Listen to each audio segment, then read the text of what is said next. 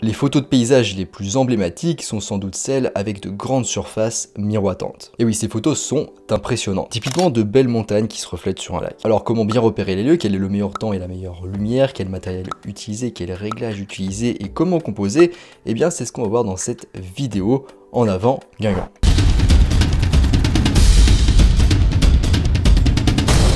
Avant de commencer la vidéo, vous pouvez retrouver l'article beaucoup plus complet à ce sujet en description sous la vidéo. Et sous la vidéo en description, vous pouvez aussi retrouver ma formation gratuite sur les bases de la photographie. Alors trouvez de l'eau calme pour de beaux reflets. Pour une photo de réflexion réussie, il vous faudra une eau calme. Idéalement, pour ceux qui veulent des précisions, la vitesse du vent devrait être inférieure à 5 km/h et la vitesse des rafales inférieure à 8 km/h. Sous ces vitesses, vous devrez obtenir une eau qui sera digne d'un miroir. Vous pouvez utiliser plusieurs applications météo comme par exemple Windy ou encore les prévisions locales et croiser ces informations. On pense souvent qu'il faut absolument de grands lacs pour obtenir de beaux reflets de paysage. Et c'est vrai que c'est souvent un excellent choix. Mais même une petite flaque d'eau peut suffire, il faudra juste veiller à bien descendre votre matériel photo pour s'en rapprocher suffisamment. D'ailleurs, les plans d'eau plus petits et moins profonds donnent de meilleurs reflets, ou en tout cas plus facilement. Les flaques d'eau ne coulent pas et le vent n'affecte pas la surface aussi facilement qu'une grande étendue d'eau. Et du coup, c'est pareil pour les étangs dans une moindre mesure. Alors maintenant, comment gérer au mieux le vent avec le repérage? Le vent n'impactera pas tous les lieux de la même façon. Pour les plus investis et impliqués d'entre vous, appliquez toujours le même conseil en photo de paysage, le repérage. Donc déjà, vous allez choisir votre spot, donc votre endroit de prise de vue. Un outil simple et gratuit pour ça, c'est Google Street View dans Google Maps. Ensuite en 2, vous allez choisir votre étendue d'eau, donc une flaque ou un lac. Ensuite en 3, quand vous y êtes, vous allez faire le tour dans l'endroit, considérer les différents points de vue, les angles, les dangers et les différents éclairages possibles. Vous allez aussi en profiter pour vérifier dans quelle direction souffle le vent. Vous trouverez peut-être des parties de l'étang ou du lac qui sont calmes et abritées et d'autres parties qui sont plus ondulées. Prévoyez aussi de revenir plusieurs jours à ce même endroit, parce qu'en effet, sur une seule journée, vous aurez sans doute très peu de temps calme au total. Puis en plus du temps calme, il faut aussi que la lumière corresponde à vos attentes. Il faut croiser les deux.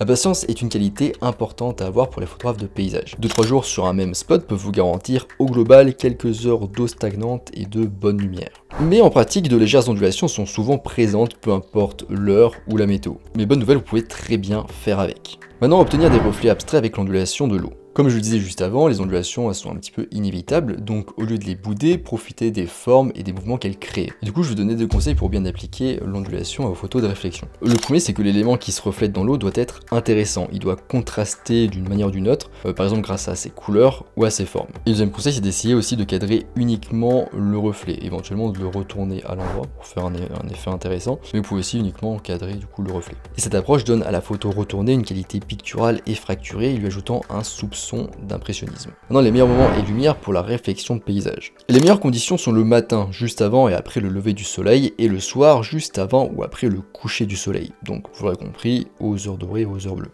À ces moments, la brume et les nuages colorés du coucher ou du lever de soleil se reflétant dans l'eau constituent un excellent sujet photographique. Et autre avantage non négligeable le matin, pendant les premières heures de la journée, l'air est quasiment inactif. Les temps nuageux sont aussi pertinents avec les reflets qui permettent de rajouter de l'intérêt à ce type de photo. Et c'est pareil aussi avec les ciels de type grosse bande bleue. Maintenant, on va voir l'équipement pour la photo de réflexion de paysage. Alors déjà, un boîtier, évidemment, donc vous prenez pas la tête sur le boîtier, prenez celui que vous avez.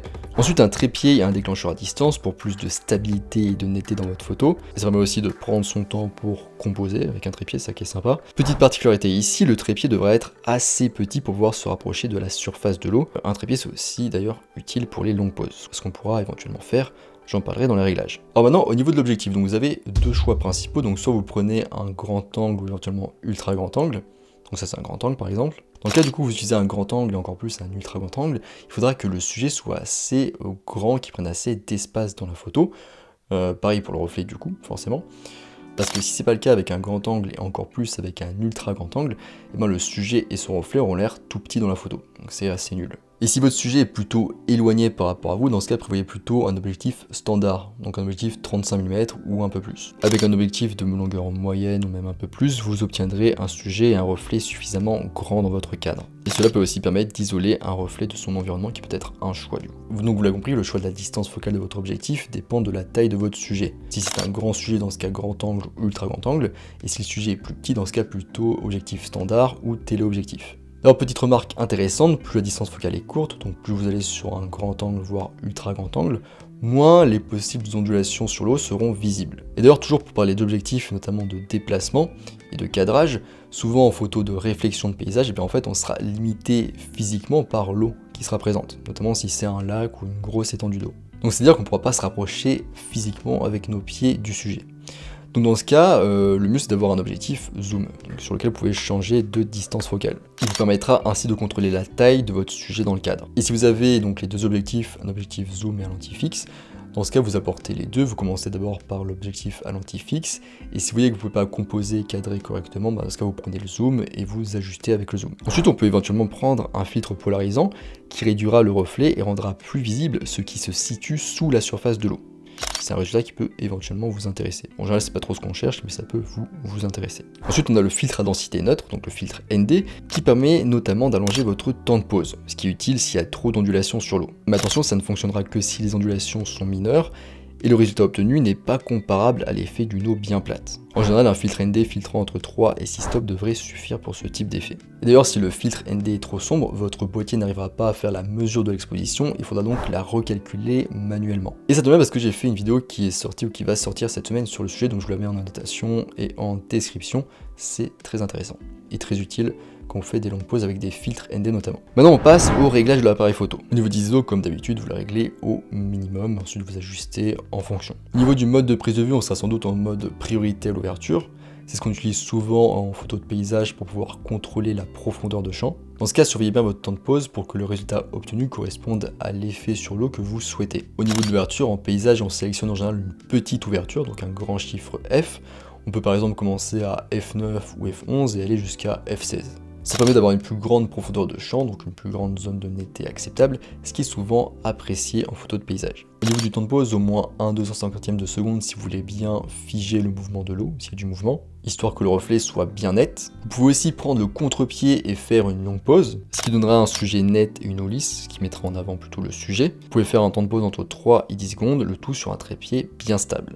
Au niveau du mode de mesure d'exposition, donc si le soleil n'est pas dans votre cadre et si vous prenez vos photos en fin d'après-midi ou en début de matinée, dans ce cas vous pouvez vous mettre en mode de mesure évaluative ou matricielle. Vous pouvez aussi essayer de jouer un petit peu avec la compensation d'exposition, donc entre plus un tiers de stop et plus un stop. Pourquoi? Tout simplement parce qu'en fait le reflet est toujours sous-exposé environ d'un stop par rapport au sujet réel. Donc ça peut être intéressant d'aller gratter quelques informations si vous photographiez en RAW en surexposant un petit peu, sans cramer pour autant vos hautes lumières. Au niveau de la mise au point, vous pouvez faire la mise au point en automatique sur le sujet ou sur le premier tiers de la photo en partant du bas. En ce qui concerne le ratio 1 pour 1 fonctionne bien pour la symétrie. Sinon, vous pouvez aussi essayer le 16/9 si vous avez des éléments intéressants sur les côtés en largeur.